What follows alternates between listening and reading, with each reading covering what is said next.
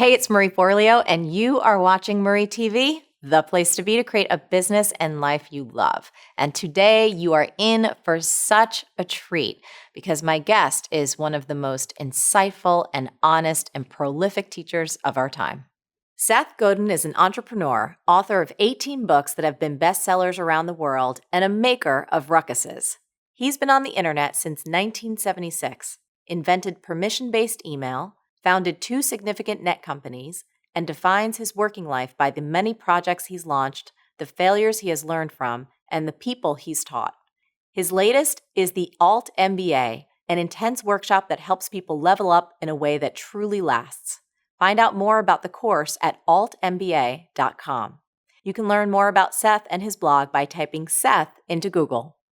Seth, thank you so much for taking the time to be here today. I want to say, before we get into the interview, thank you for your body of work over the years. You have made such a tremendous impact on me personally, on my team, on so many people that I know. And I think you and I both share a tremendous love of books. And I want you to know that anytime I ever find myself feeling like a little stuck or in self-doubt or just any stage of going like, ugh, I reach into my bookshelf, and undoubtedly yours is one of the books that comes out to get me back on track.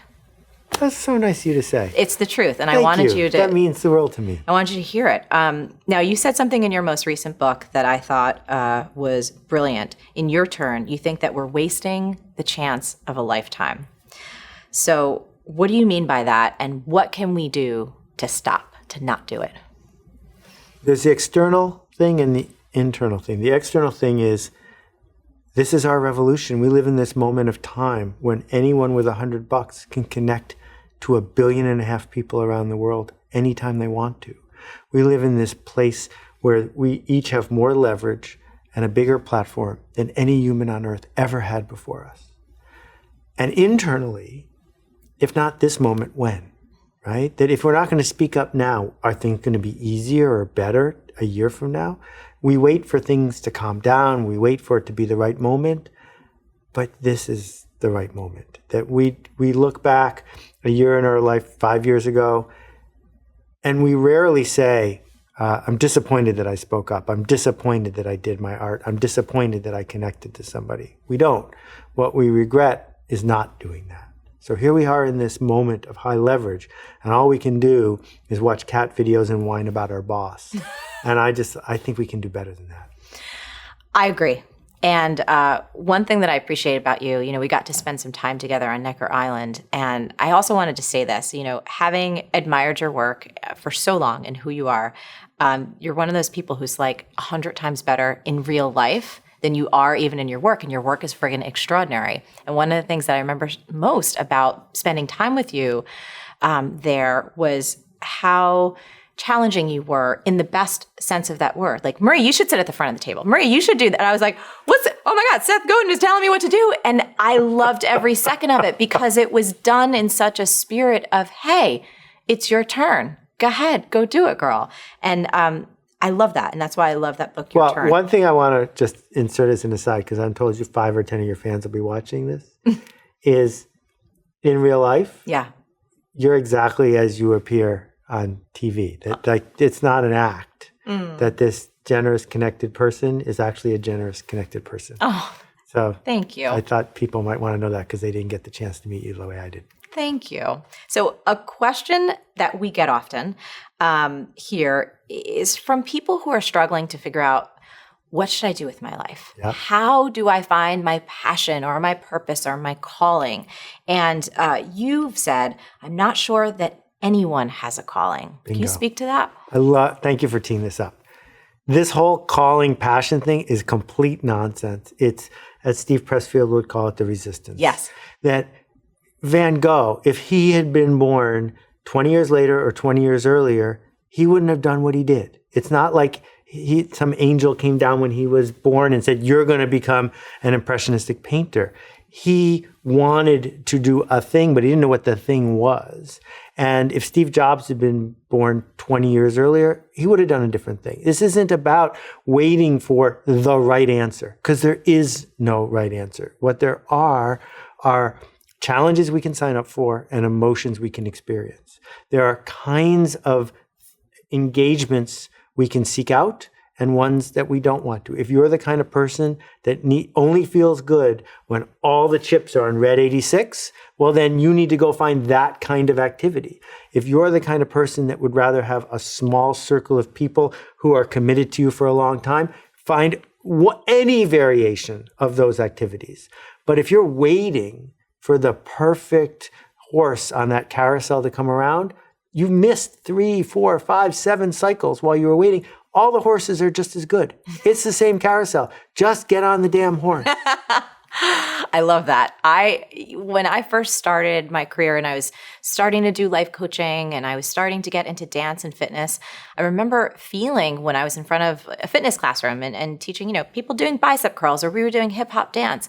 There was a lot of that same feeling that I get even doing what I do now, like connecting with people, even honestly bartending and making people drinks and talking to them about their meals and like asking them who they are and getting to know them in their dreams. There was so many threads that I've now can see in hindsight where it was me being me, and who knows what's going to happen in another 20 or 30 years. And this is where the grass is greener thing gets us into so much trouble, because you have a sensational life. But so do some fitness instructors, and so do some bartenders. Your life doesn't get more sensational when you have more followers on Twitter. That's not what you ought to be keeping score of. It's, does this interaction leave behind a trail that I'm proud of? And does having the interaction make me glad that I did it and want to do it again? And, so I know people who run nonprofits, and some of them are big and some of them are small, and they're getting equal amounts of satisfaction, because bigger isn't the point, more isn't the point. And when we, are there bad ideas? There are tons of bad ideas. I'm not saying all ideas are equally good. What I'm saying is finding a thing that works is sufficient.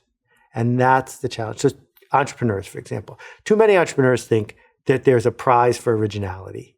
There's no prize for originality at all. You should steal a different person's idea. You should bring something that worked in Detroit to Cleveland, because you don't have to worry about apologizing and say, well, I went to a muffin store in Detroit that worked, so I brought it to Cleveland. So what? What matters is now there's someone in Cleveland who's engaging with you, buying something from you that gives both of you pleasure. And there are so many places where we need more of something. No one's asking you to be that person who invents something that never existed before. What we're asking you to do is choose to matter in a way that aligns with who you want to be. Yeah. And I think it's also important to talk about this idea, how you do things matters. Thinking about the bartending days, and we were having lunch before, all the people on the crew, and we were just recalling folks. Like, there was a valet person who I met in Venice, in California. This guy was amazing, and he brought such light to what he did and lit up and I'm still talking about him, and this is years later, but the level of excellence and joy. And someone else was talking about these 2 pizza guys, like the banter they would do. It makes you want to go into the pizza store again and again. And it wasn't even the best pizza, but you just had this quality of interaction. And I think so many people miss that, looking for the holy grail of a perfect purpose. Right. Yeah. And what they're actually looking for is a way to hide by saying, I'm looking for the perfect purpose. I went to business school with a guy who said he was waiting for the right moment to start his entrepreneurial venture. And that was 27 years ago. Wow. Right? That I started so many bad ones along the way, but sooner or later, you're going to stumble into one that you're glad you did. Yeah. So you run one of the most popular blogs in the world. We all love it. You publish every day, and you've said it's one of the top 5 career decisions you've ever made. Why? True. Even if no one read it, I would blog every day. I think everyone should do so. And here's the reason.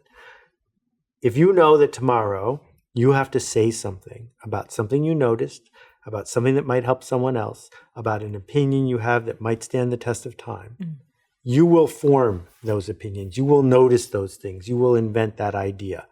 And if day after day, week after week, you leave this trail behind of thoughtful examination of your world, you can't help but get better at whatever it is you seek to do. And if, as a byproduct, other people read it and trust you more, that's a jackpot, right? That my goal is not to have more readers. My goal is not to sell more books. My goal is to be trusted in a way that I can make the change that I seek to have happen in the world. Return on trust. How do you gain permission to talk to people in a way they want to be talked to? You don't do that with SEO and with gaming social media strategies. You do that by showing up in a way that you'd want someone to show up for you. And I still don't understand why people don't do this. I think, not that I'll get the answer right, but I wanted to ask this on behalf of, I know so many people who will be like, Marie, please ask him this. What I know from my interaction with our audience is sometimes people feel so afraid of being judged, or they're going to run out of ideas. They should. Yeah. Those are all the things. Being judged sucks, right? So write it under somebody else's name, right? That call yourself anything you want. Talon Stone, writing this blog. No one knows on the internet if you're a dog. You just post every day. And you can't possibly get in trouble because it's not you. And after you've done it for 6 weeks, you know what you're going to do? You're going to put your name on it because you're so proud of what you're creating. Are you going to run out of ideas? Well, here's my thought on this. I write like I talk. And nobody I know gets talker's block. Nobody. No one wakes up and goes, unable to speak. So if you write like you talk, don't worry, because you haven't run out of things to say yet, so you won't run out of things to blog. Do you ever, in your own mind, because you've been doing this, how many years now have you been blogging? Well, roughly. Before it was called a blog, I would say the first email newsletter went out in 1990. I love that. So 26 years or so. That is so awesome. I remember when I first started doing email marketing, it was like 1999, 2000, and it was, whoa, and like PDFs, ebooks, that was like mind-blowing. Yeah. It was so cool. Isn't that great? But so few people saw what you saw that, they went ahead and they bought stock in bookstores, and they went ahead and thought, this just has to keep going in the direction it's going. Yeah.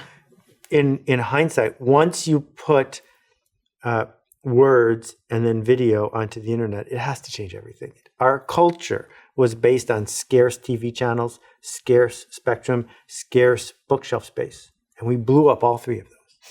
And of course it's changing, right? All the way up to presidential politics. It changes everything when you take the scarcity away. Yeah. And the amazing thing is it's happening in all of our lifetimes. Usually a change like this, Gutenberg comes out with this thing. Gutenberg's thing didn't change most of the world for decades, right? It enabled Martin Luther and blah, blah, blah, blah, blah. But it takes a long time. This happened like that. Yeah. I'm always thinking in my mind, like, what is 2030 or 2035 going to look like? I get fascinated with like the Ray Kurzweil and all that stuff, and I can go deep down that rabbit hole, but it's a really exciting time. So curious, if that was one of the top 5 career decisions, is there any others? Well, I think that I adopted a practice of intentionally seeking out things I was wrong about. And I learned this the hard way. It cost me over $100 billion, which is a lot of money. That's a lot of money. So I was on the internet before there was a World Wide Web. And when the web came along, I said, this is stupid. It's just like Prodigy, which most people here don't even know what that was. That was before AOL. It was an online service. Just like Prodigy, except it's slower and there's no business model. It'll never work. And so for months, my internet company didn't have a website, didn't buy up all the cool domains. Business.com went for $7 million. We could have bought it for $10. And we didn't do any of the things that would have helped us a lot because I believed it didn't make sense. So I have adopted this practice of on a regular basis, finding a topic that I'm sure about and describing out loud to a trusted person why I'm wrong. Taking the other side, arguing in detail what could happen that would make me wrong. And what it is helping me with is not becoming wishy-washy and never making decisions, but every once in a while, feeling that feeling, and it almost makes a noise when you do it, of the brain flipping to a different way of looking at the world. And that flipping is essential if we live in revolutionary times. And I think we do now. So, example, I have spent time with people in the record business. And when you talk to someone 10 or 15 years ago in the record business about how it was all going to end, and it did end like 2 years ago, they would just yell at you and argue with you and throw you out of the office. I've been thrown out of some great offices. But every once in a while, you'll see someone say back to you your words as if they believe them. And every once in a while, they'll go, yeah. And then you can just hear the noise. And that person now can just clear the table because all their competitors don't believe it, and they do. And that is a really useful practice in small and in the big. So do you find yourself doing that regularly when you're considering taking on a project or looking at what you want to do next? You know, I am not a good role model for how to take on the next project. I spend way too much time in the pre-committal stage. What do you mean? Well, so I wrote a book called The Dip, which is all about why quitting is a useful tactic, but that you should never quit when it gets hard. Don't quit your gym in February if you joined in January. If you're going to do that, don't even join, right? But quit before you start or quit once you realize it's a dead end. But quitting in the key moment is the wrong idea. Well, quitting before you start means outline the plan, act as if, describe what could happen. And then you're either in which case you're into the end, or you're not. And in that moment, it's really easy to just let it sit. And sometimes I let it sit too long because I'm afraid, because I don't want to commit 3, 5, 7 years of my life to building a thing. Yeah. Right? And sometimes I let it sit because I don't see it clearly enough. And sometimes I let it sit because, in fact, it was a bad idea. Right? And other people are better at pulling the trigger and saying, go. I used to be better at it, but as the stakes have risen and as the amount of time I have to spend a decade on a project goes down, I'm more hesitant to commit. And that's not necessarily a good practice. I need to get back into that spirit of how do I pick among 3 and really commit. Go for it. Let's talk productivity, since we were kind of going right around there, and your ability to devote time to things that matter. So there are times for me, like, for example, we were talking off camera before we sat on set about how, like, earlier this particular year for me was crushing. Like, I just got buried. There was B School. We launched a new website. I was doing this Oprah talk. And I remember— I heard the Oprah talk was great. Thank you. I'll send you a link. But like, my email was out of control. I felt horrible because I care about people. And it was just like this long, I'm like, oh God, somebody help me. And I'm curious to hear from you over the years, even if it's current or before, how you manage, because you're such a thoughtful person. You create so much. And as our world continues to get more connected and there's more kind of avenues in, I know you're not on Twitter and you keep comments off, so that's one thing. But even email, how do you manage to not get buried by it? And even broader in all your projects, making sure that you have the time for your creative thinking, but also for Helene and for the kids. All right, so there's boxes within boxes within boxes here. Yeah. So let me try to decode it a little bit. The first thing I'll say is that productivity is an economic measure of how much you output for the amount of time and resources you put in. Some people have figured out how to be naturally more productive than others per minute. And the way you do that is by having an instinct to ship, not an instinct to polish, to be perfect, to justify you're not shipping. That most people hesitate to ship, not because it's not ready, but because they're afraid. So I did a post about a year ago called Buzzer Management. Okay, we'll put a link to it below. That's how you win at Jeopardy. The people who win at Jeopardy aren't better than the people who lose at Jeopardy, except in one thing. They press the buzzer before anybody else. And the only way to press the buzzer before everyone else is to press the buzzer before you're sure you know the answer. So as your brain is thinking, maybe I can get it, now you press the buzzer, and in that last moment, you're going to come up with something. Right? So you agreed to do your Oprah talk. Was it done the day you agreed to do it? Oh, hell no. But you pressed the buzzer. I did. Right? Yes. You pressed the buzzer, which is going to require. So do I have a blog post coming out tomorrow? I do. Yeah. I actually pressed the buzzer 10 years ago. So I know that's going to happen. Yes. So I'm apparently super productive because I'm good at buzzer management. I'm good at saying, I have this much time and there will be a thing when I'm done. Most people hesitate to do that because they're afraid. So that's the first thing I'll say. Second thing is, once you've been busy pressing the buzzer, now you have to say to yourself, what am I not going to do in order to be able to do that? Yes. So this is about making promises and keeping them. So I am not going to say to somebody, please go ahead engage with me in this level and I will get back to you because maybe I can't. I don't go to meetings. I don't watch television. So right there, I save 7 hours that most people waste every single day. That 7 hours gives me a lot of space to do things that make me seem insanely productive, right? Yes. Because I'm not doing these other things. Well, other people really should go to meetings. Other people really should watch TV. That will make them productive in the way they seek to be productive. I'm just saying you pick. Yeah. So Twitter was easy for me because I said to myself, if I'm going to do Twitter, I should commit to it. There's a dip. And if I commit, I should figure out how to be really good at it. If I'm going to be really good at it, I'm going to have to give up something else. So what do I want to be less good at than I'm good at now so I could be good at Twitter? And I looked at what I thought would be the upsides of that. And I said, I don't want to give up anything I'm good at to be good at Twitter. Done. And I never have reconsidered it since because I don't need to. And there are other areas where I have said, you know what? I'm going to give up this part of my thing to do that thing instead. But we have to acknowledge we have finite resources, finite time, finite connections. Yes. How will we use them to produce outcomes that we're proud of? And the worst thing to do, in the words of Zig Ziglar, are to be a wandering generality. What you need to be is a meaningful specific. That means you have to claim it. You have to put yourself on the spot. You have to make a promise and say, I do this. You can count on me. That's what you're going to get from me. I love it. Okay. Any email tips from you? Because that's the most important email tip. Tell me. Do not send Seth Godin email. Yeah. I mean, you know that. Just don't send me email. Don't. That's the most important. I love tip. it. Like, let's just leave it right there. There you go. That's Thank you. perfect. Disappointments and setbacks. So they come up with work, they come up with business, they come up with our life. And I feel like one of the themes that I've seen throughout your work over the years is having people be really comfortable with failures and setbacks and all the twists and turns. Can you talk a little bit about that journey? We have a lot of people in our audience who are just starting out, and I feel like there's so much fear about if they fail or if things are going to flop, and you always have such a great point of view on it.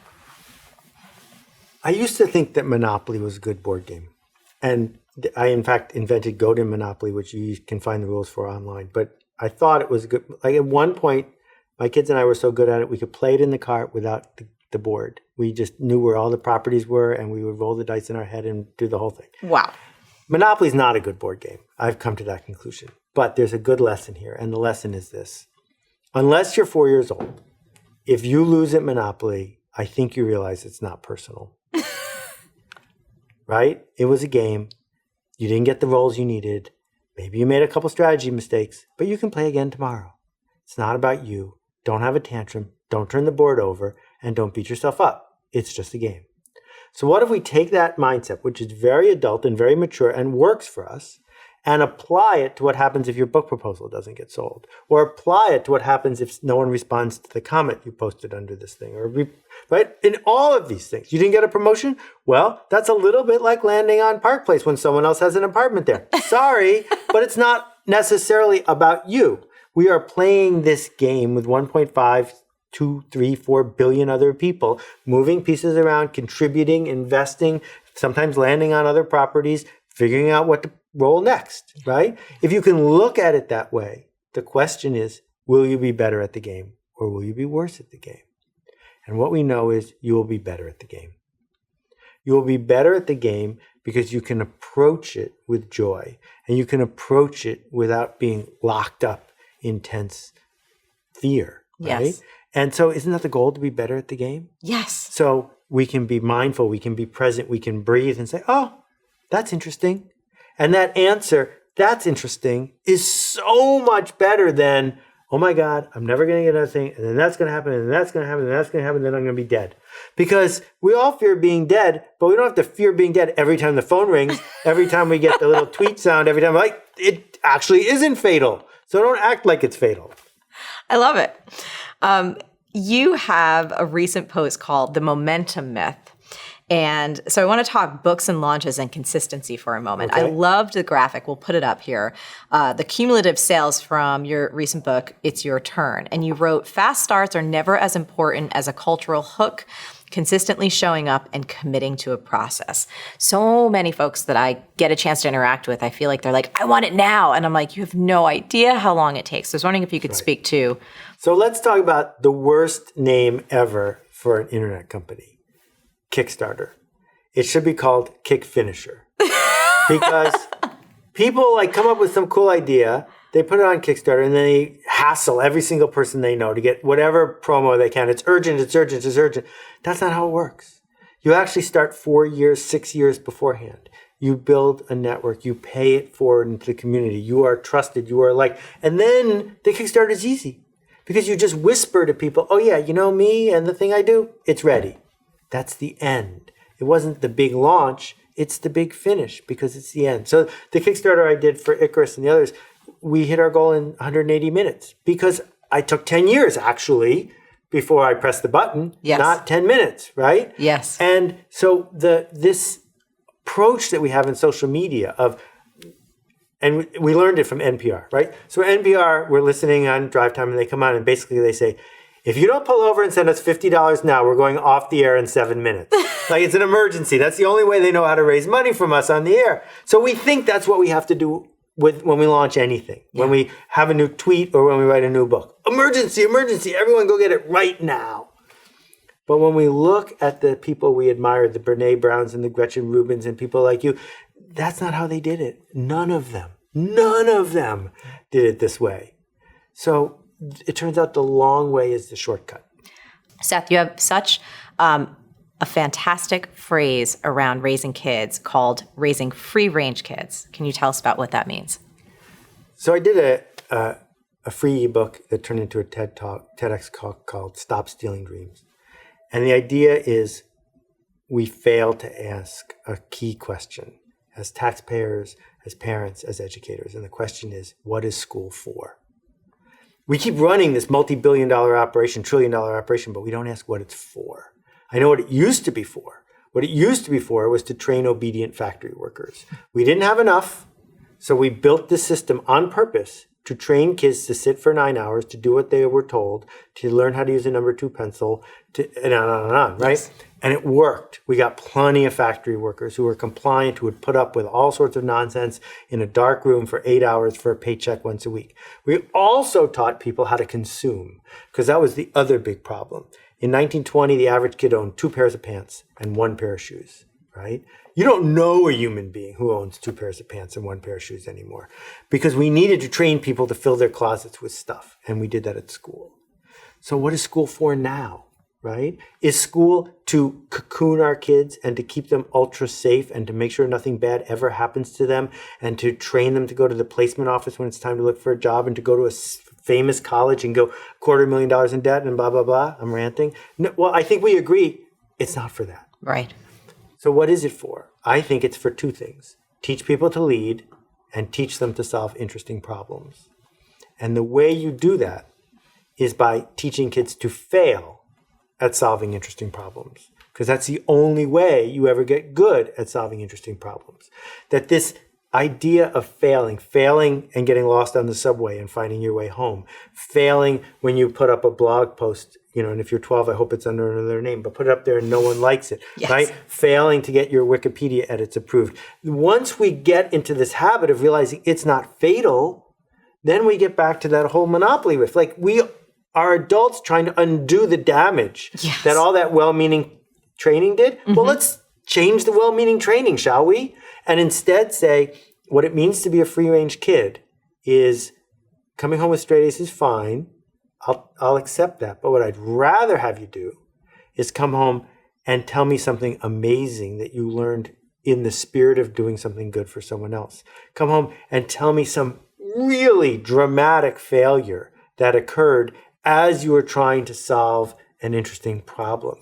Don't come home and say, I did the chemistry lab and it came out perfect. Come home and say, I did the chemistry lab and something exploded. Because now you've learned something that doesn't work and realize that exploration pays off over and over and over again. Love it. One other thing you said before we wrap up is one of the only metrics you care about when you're considering work you're doing is, will people miss you if you're gone?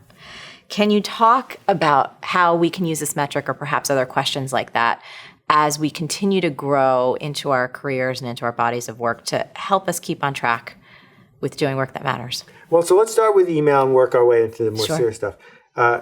What's the definition of permission marketing? The definition of permission marketing is if you didn't send that email tomorrow, that blast, I hate that word. Me too. Would people call and complain? Where is it? They would if you didn't send it. They would if I didn't send it. What would happen if Banana Republic didn't send it? No one would call. No one would say, wait a minute, where's my 8th savings coupon of the week? So that's not permission. Permission is the privilege of being looked forward to and being missed if you were gone. And we can work all our way up there in terms of, are we showing up with the generosity and the presence that people begin to count on us, that they look forward to us being there? So the studio is right upstairs from the City Bakery, which has been there for 25 years. If Mari stopped having the salad bar tomorrow, there'd be an outcry, right? There's 18 places within 3 blocks if you were to get a salad. Those places could get rid of the salad bar. No one would mind. But his place, it matters to some people. Yeah. And the key part of the equation is not just matters, but some people. None of us will ever matter to everyone. Fascinating. I was in a health food store last night, and there was a song from Wings on the radio. And I said to the 28-year-old cash register clerk, I said, do you know who's singing? She says, no, but I've heard the song 1,000 times. I said, I'll give you a hint. It was one of the Beatles. And I said, you know who the Beatles are, right? She said, yes. I said, can you name them? And she couldn't. And in fact, most people who are 28 can't say John, Paul, George, and Ringo. That the most famous musical group of all time doesn't last forever with everyone. Our goal isn't to touch everyone. Our goal is to touch someone, to change someone. Just one person. If you get good at that, then do 5, then do 100. But stop worrying about everyone. Everyone doesn't matter. Seth Godin, you are amazing. Thank you so much for taking the time to be with us today. Thanks for having me. It was wonderful. Thanks. Now, Seth and I would love to hear from you. What's the biggest insight that you're taking away from this episode? Now, as always, insight without action is worthless. So also tell us what's the single most important action you can take from that insight to put it into practice in your business. Now, as always, the best conversations happen after the episode over at marieforleo.com. So go there and leave a comment now. Once you're there, be sure to subscribe and become an MF Insider. You'll get instant access to a powerful training I created called How to Get Anything You Want, and you'll also get exclusive content and special giveaways and insider updates that I don't share anywhere else. Stay on your game and keep going for your dreams because the world needs that special gift that only you have. Thank you so much for watching, and I'll catch you next time on Marie TV. Ready to find your voice and sell with heart? We'll show you how. Get started now with our free writing class at thecopycure.com. Side effects include enlarged profits. I write like I talk, and nobody I know gets talker's block. Nobody. No one wakes up and goes, unable to speak. So if you write like you talk, don't worry, because you haven't run out of things to say yet, so you won't run out of things to blog.